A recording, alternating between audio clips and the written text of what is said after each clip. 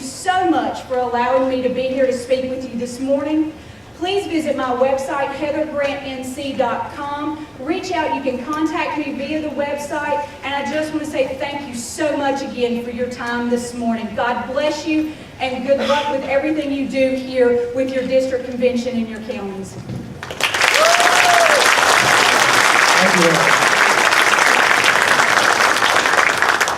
And the only guy that I think is as tall as me. Welcome to the city.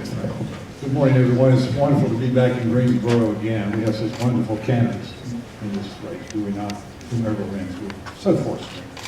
Thank you very much for having supported me and Patrick Valentine when we were the nominees for governor and lieutenant governor. We accomplished gaining about 1.5 million votes and almost won that election. I'm pleased to say that I was one of the two candidates early on who were chosen in the public policy poll, to be one person who would be able to beat Kate Hagan in this race, and that's what it's all about. I'm running because I believe there's a sore on the soul of America. I'm concerned for America. When I ran against Elizabeth Dole, I said, don't pass NAFTA. We did. I see my people in Lexington walk by, 5,000 of them. Kannapolis, 6,000 of them. And the federal government came down with a bailout plan after they had passed that terrible act. Then there's a matter of credit default swaps and derivatives in New York. They almost brought our country financially to our knees. If we're financially to our knees, militarily we're going to be there at the same time. What's happened with 57, I couldn't remember the number, it's so terrible, of unborn children who have been destroyed because we have not done enough. Jim Snyder will do something about that. And then there's a matter of assassinations determined by some lieutenant in Washington. Rendition. Our nation is involved in torture. Today in Afghanistan, tomorrow in America. This is serious business, folks. What do we need? We need somebody who will go to Washington and fight. We need a trained fighter.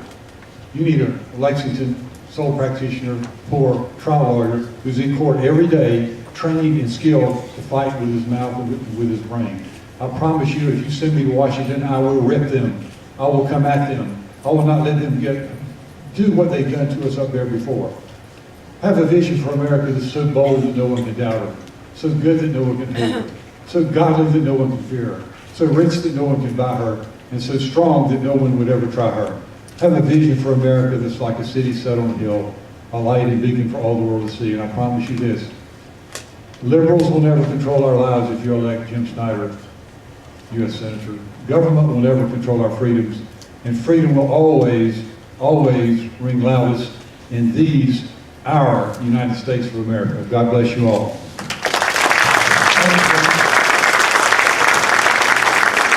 Ladies and gentlemen, Speaker of our House, Tom Tillis, but where's your other half, Susan? Oh, she's a bad, she's better. Good morning, everybody. Thank you for letting me be here, and especially thank you for being here at this convention. It's a very important part. You're a special group of people that will come out and do this year after year, and you're a large part of the reason why I was honored to be the Speaker of the House to come in 2011 and begin to do for this state what we need to do for the nation. The candidates you're going to hear today, in reality, I can't imagine there's a single thing that they would say that I disagree with. They're great people, they're working hard, and so I think you don't have to worry much about what we would advocate for when we go to Washington. You have to make a choice that you're most comfortable with and a choice that I would respect. I'll also tell you that no matter who comes out of this primary, on May 7th, I'll be endorsing whoever that is and working hard to get them elected, because at the end of the day, this is about being the Speaker of the House, I believe that I can demonstrate to you the commitment that we've made for the state that needs to be made for the nation. We need to solve our debt. We solved the deficit of $2.5 billion in North Carolina. We need to reduce the tax burden on Americans. We've solved that in North Carolina by putting $2 billion a year back into the pockets of individuals and businesses through our tax cuts over the last 3 years. We need to promote our culture. And we did that by enshrining the definition of traditional marriage in the Constitution, by passing 3 bills that are saving thousands of unborn babies in this state every single year, by promoting integrity of elections through voter ID. These are the kinds of things that we need to do in Washington. And importantly, the other thing we need to do is bring this nation back together. I had a lady ask me, or come up to me after I spoke a few weeks ago, and she said, Speaker Tillis, I'm going to vote for you, but I almost feel like it's too late. I feel like we've reached the point where we may never get back to the America we once had. And I told her I don't agree. Because we've been here before, and we've been here before in many of our lifetimes. In 1979, I was a kid working in a warehouse, living in a trailer park, not in school. Jimmy Carter had taken this nation to the same low, and actually not quite as bad as President Obama has. But with the right outcomes of elections and the right leadership in Washington, we saw this nation turn around, and we emerged as a great nation once again, an exceptional nation, a nation that would look Russia in the eye and put them in their proper place. And it's not to be a peer with the United States. We saw that nation look at the Middle East and say, you're not going to hold our embassies hostage.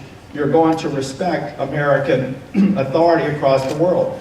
This nation needs America strong once again. I believe when I go to Washington, I can help us reemerge as that great nation, the nation that we all know we can be. We've done it before, we'll do it again. Thank you. Please vote for Tom Tillis.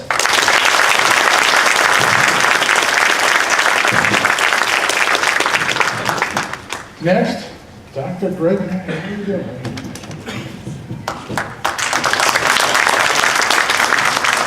Thank you very much. It's an honor to be here. We are right now in a constitutional crisis.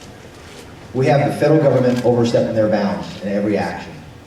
I myself, I'm an OBGYN. I've been honored of delivering 9,000 babies. And the Women's Right to Know Act, I'm one of the expert opinions concerning that wonderful law that actually protects life. I've been honored of delivering 9,000 babies. My wife and I have 7 children, 6 girls and a boy. The last 3 girls I had the honor of adopting from China. I've been fortunate to travel the world, teaching Bible, teaching surgery in China, Central America, and Africa, in Western Europe. I had asked myself a question: what makes American exceptionalism? Because everybody I've met around the world is made in God's image. I believe it's special because our founders understood who was special, our Creator. It led to 2 things. It led to the first republic ever based upon the law, rule of law, or the rule of men, where the individual was superior to the collective. So who is sovereign is crucial, and what's the legitimate role of government is crucial. They're both answered in the second paragraph of our Declaration. We are endowed by our Creator, not government, with certain inalienable rights, among those life, from the moment of conception to natural passing and everywhere in between.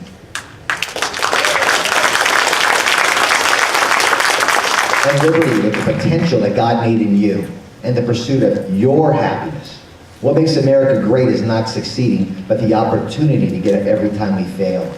And the very next sentence answers the very next question. What is the legitimate role of a government? To secure these rights, a government instituted amongst men, driving their just powers for consent of the governed. The governed, us, are the sovereign. We're made in His image. A government's only legitimate if they're unbiased umpires with the rule of law. Obamacare attacks every fabric of life, of liberty, and the pursuit of happiness. And I read every single word of H.R. 3590. It's unacceptable. What we must do is, the Constitution is 6 pages. It limits the federal government. It restrains them, Henry says. Jefferson said it chains them. And the Bill of Rights does not grant any rights at all. It just declares God-given natural rights in which the federal government can never infringe upon. I'm the only candidate in this country actually endorsed by Senator Paul, and Senator Lee was here last Friday, and Freedom Works. We need to have a person who understands that, will not waver on that Constitution. If we do that, our sovereign state will not have Obamacare, will not have Common Core, will not have the attack on the private property. We must understand the 9th, 10th Amendment, and most crucially, Article 6, Clause 2. The Constitution is supreme law of land pursuant thereof. If it's not listed, it's null and void. GregBrandon.com. Thank you very much.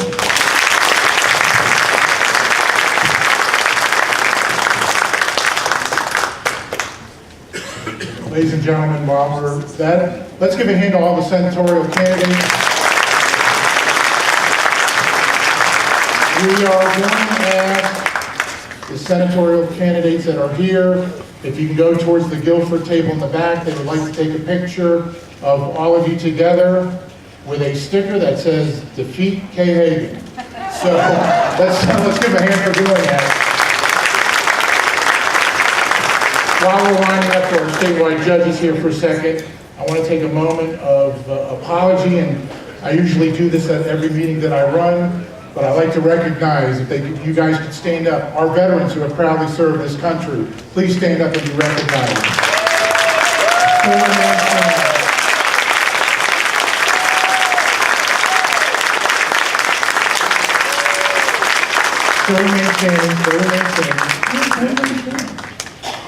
I'd like to recognize the police officers, EMTs.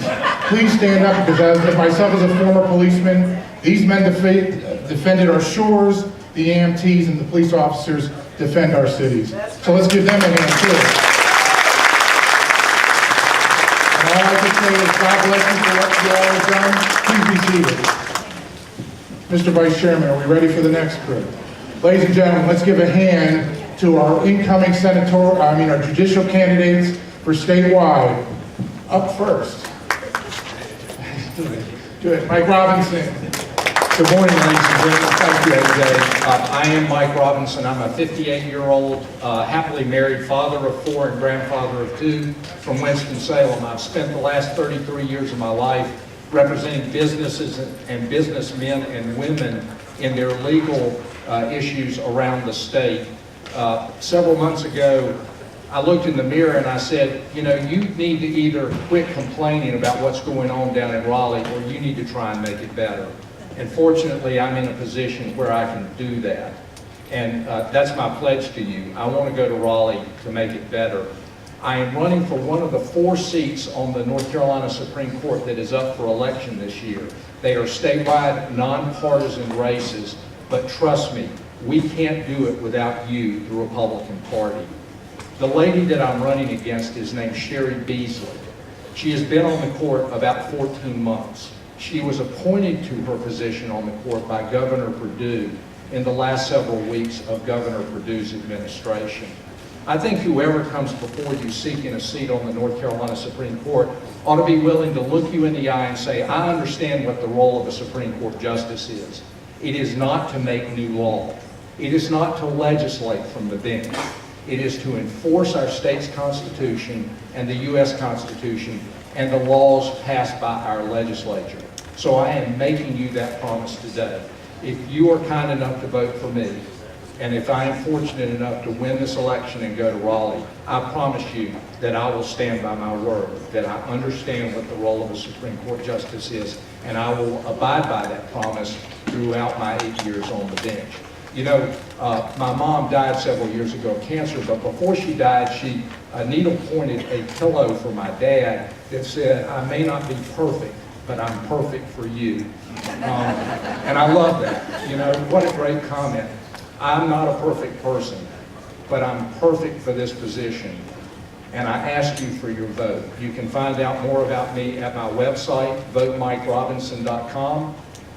Very few people understand judicial elections. I'm told by my consultants that in 2010, which was the last election where a president was not being elected, 47% of the registered voters showed up to vote in North Carolina, and approximately 15% voted in the judicial elections.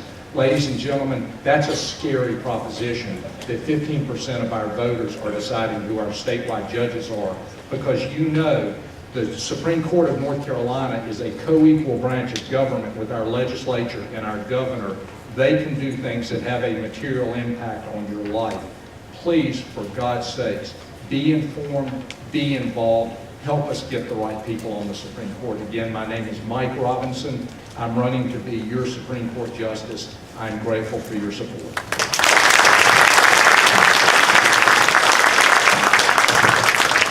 Justice Bob Edmonds.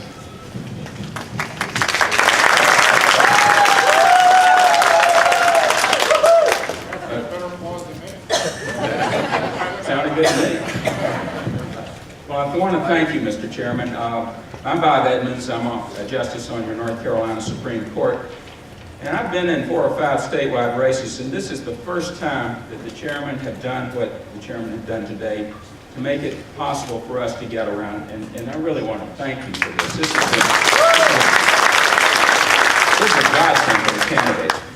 Anyway, y'all can relax for just a second. I'm not running for the Supreme Court in 2014. I'll be running in 2016, so I ask you to put my name in your long-term memory. But the reason I'm here today is to speak on behalf of my friend and colleague, Justice Mark Martin. And he couldn't be here today. It's his 20th anniversary, and he may be the judge, but his wife laid down the law to him.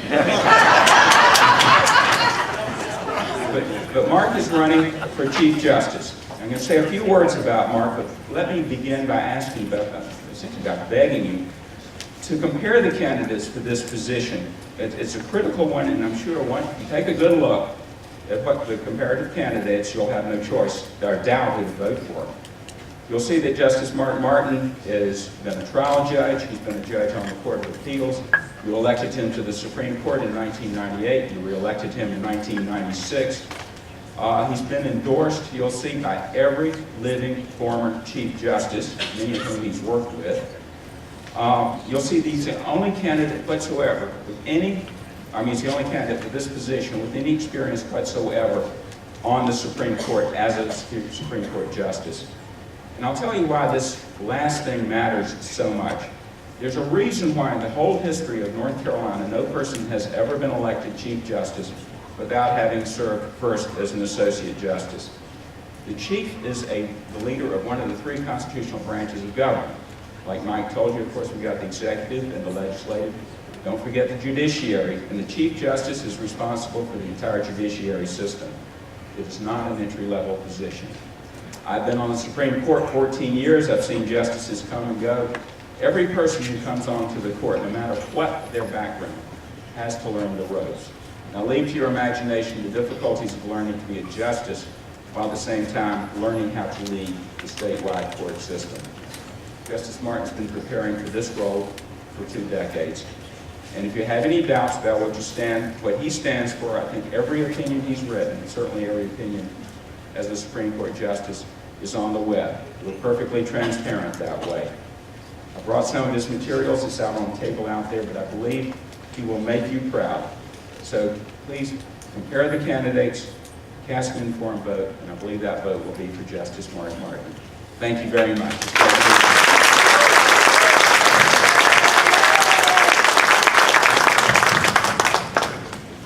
Judge Ola Lewis, welcome to the Sixth.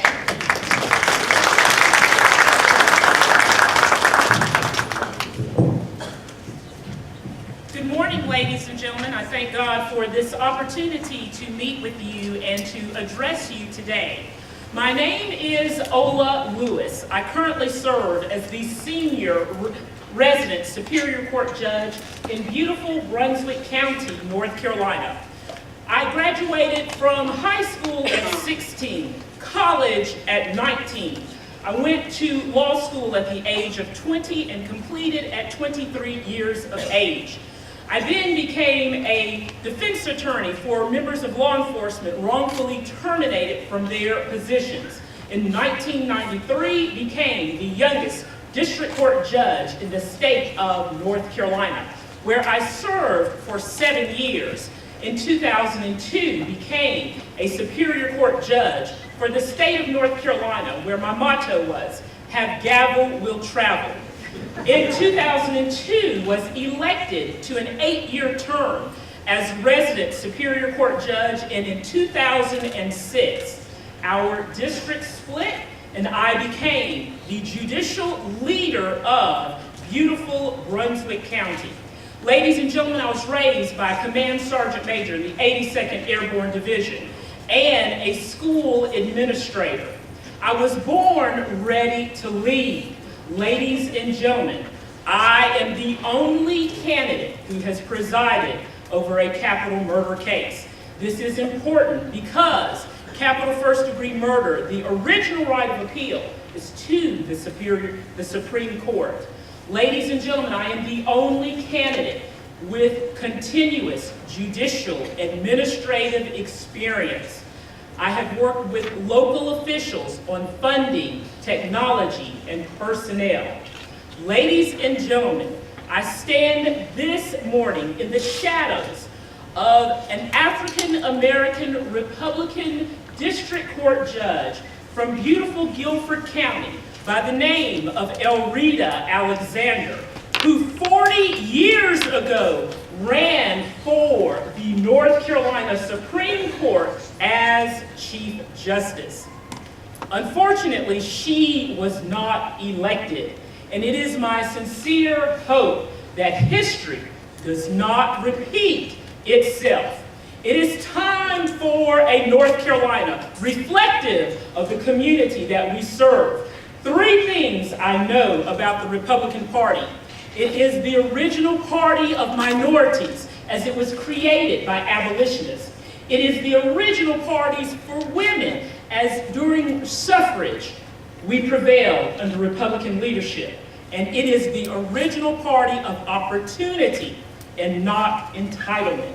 Ladies and gentlemen, I respectfully ask for your prayers, your support, and your vote. I do not feel entitled to be Chief Justice because I bring this experience with me, nor do I believe my opponent feels entitled merely because he has served. Thank you very much.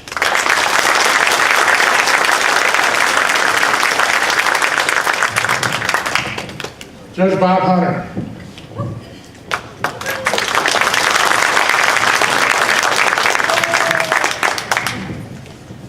Well, it's nice to see so many old friends and clients here in Guilford County. I'm Judge Bob Hunter. I'm from Greensboro. I practiced law and sweated in the trenches in the Republican Party here for 40 years, I guess. I was Howard Coble's first campaign manager when he had a primary in the 1980s. And what 30 years have brought in great leadership to this state, and Howard's tenure is just remarkable. And in saying that, I just want to say it's so wonderful to be here. I was in Watauga County last night, and I was at a Lincoln Reagan dinner. And I was sitting back and reflecting on those 2 men and how they led the country through dark times. Nothing could have been darker than the problems that they faced. And yet, through Republican leadership, we came out of those times because people were prepared to light candles instead of just cursing the darkness. And it's so encouraging to be here and look at all these points of light in the Republican Party. And that's what I aspire to be. Now, I have served as a precinct worker, I've served as a recruiter, I've recruited judges, I've done everything. And took a flyer in 2008 and got 54% of the vote statewide in an Obama-tied year, the highest percentage of any candidate that was affiliated with our party. Well, I'm going to do it again. Now, my opponent, Jimmy Irvin, is a nice guy. He needs to stay on the Court of Appeals. The people of North Carolina told him that last time when he ran against Paul Newton, but he didn't listen. Now, I was doing my taxes this week, and I'm sure like many of you, you've been thinking about the difference between the tax code and the Bible. And you know, you need strength when you're filling out that tax return. And I heard this joke at one of these events, and they were saying that the Bible, the tax code is 20 times the size of the Bible and doesn't have any good news in it. Amen. So I just thought I'd say a few things. I'm fair to everybody who comes before me. I don't care who you are, or how much money you have, what your ethnic background or your gender. I'm going to be fair to everybody, and that's what a judge has got to do. I need your help this time. I need your money. I need your sweat. And I'm going to be out there working as hard as I can for you. God bless you, and thank you for the wonderful work you do for all of us, including these candidates.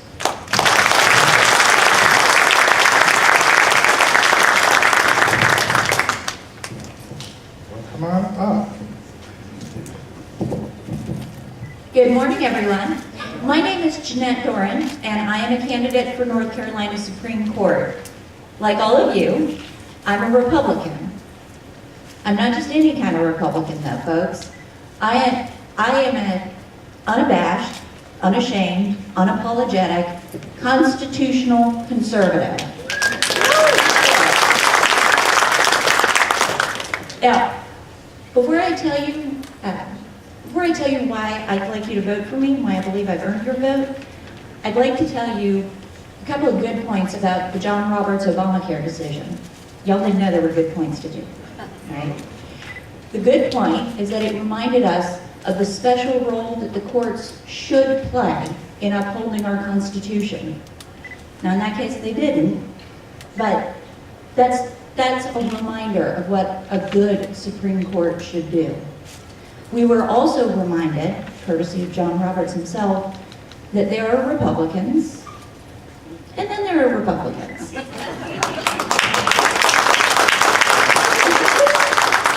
I just got my first amen from the stage. I'm so excited. That's why I want to emphasize to you that my experience is specifically with the state and federal constitutions. Right now, I chair the Unemployment Board of Review, where I hear higher appeals of unemployment insurance and related tax claims. I hear about 150 cases per week.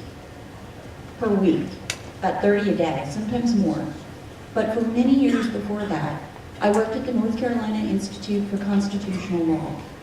That required a day in, day out, up at dawn, wind in the face, enemy at the gates battle to enforce constitutional limitations on government.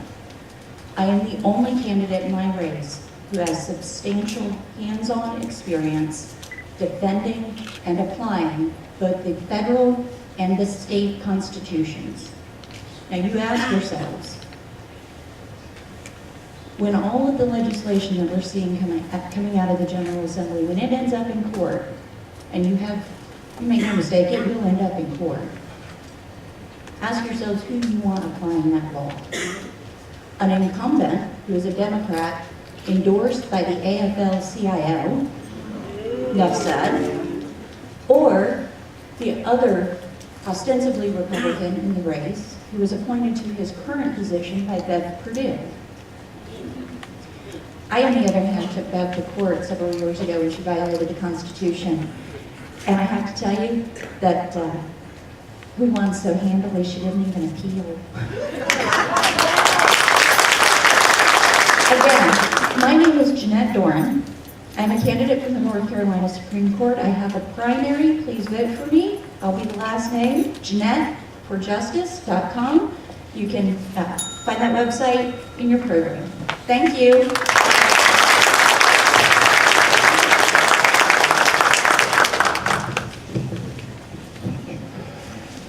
So many judges, I feel like I'm back in law enforcement again.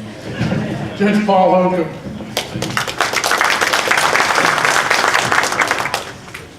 My name is Paul Holcomb, and I'm one of the candidates for the North Carolina Court of Appeals. I and Bill Southern are your two candidates for the two contested seats that you will see on the North Carolina Court of Appeals. There are no primaries for the Court of Appeals. We will be on your November ballot.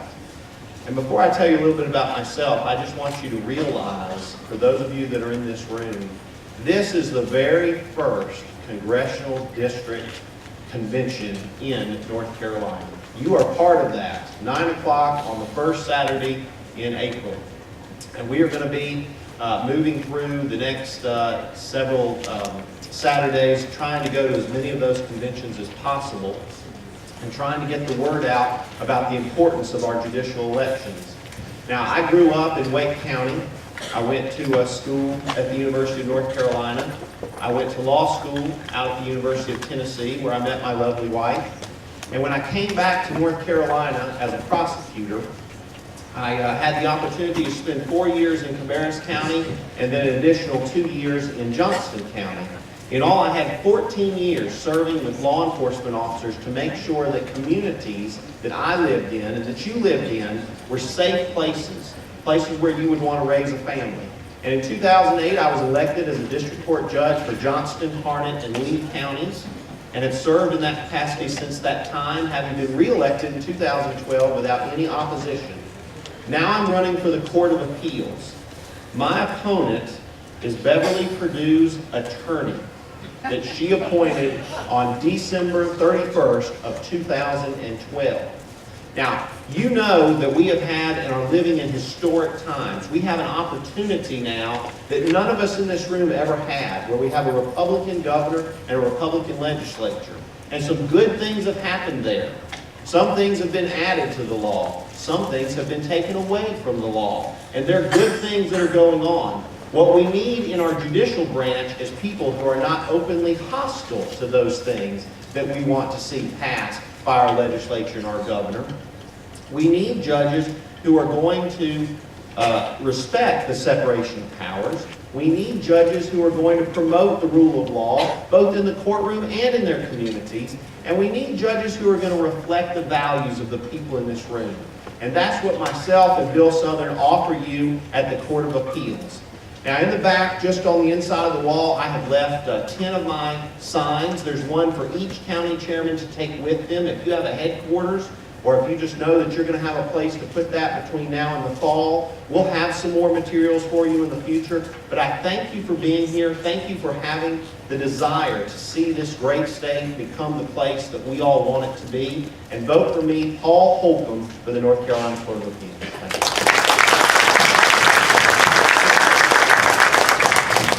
Ladies and gentlemen, as chairman, I'm not supposed to show any impartiality or favoritism, but I want to introduce you to my neighbor and judge up our way from Surrey and Stokes County, Bill Southern. Ladies and gentlemen, it is good to be home. I'm proud to be a member of the 6th District. I'm proud to have Congressman Coble as my congressman, and I'm proud to be here this morning. Ladies and gentlemen, it is a great crowd here this morning in Greensboro. And I know I'm the last, I can say, the last of our statewide judicial candidates to speak this morning. I know how difficult it can be to keep these judicial races straight, ladies and gentlemen.